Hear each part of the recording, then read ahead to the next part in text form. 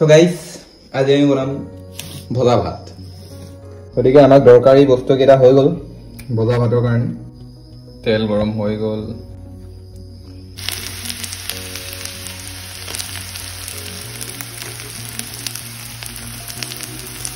সয়াবিনটো ভাজি উলিয়াই ল'লোঁ এতিয়া আকৌ ইয়াত দিম আমি পিঁয়াজ দি দিম এতিয়া অলপ গৰম মছলা অলপ ধনিয়া মছলা দি ধনিয়া মছলা নহয় ধনিয়া পাউডাৰ তো বহুত আৰে আৰে য়েছ ঠাণ্ডা ভাত লোৱাটো ইম্পৰ্টেণ্ট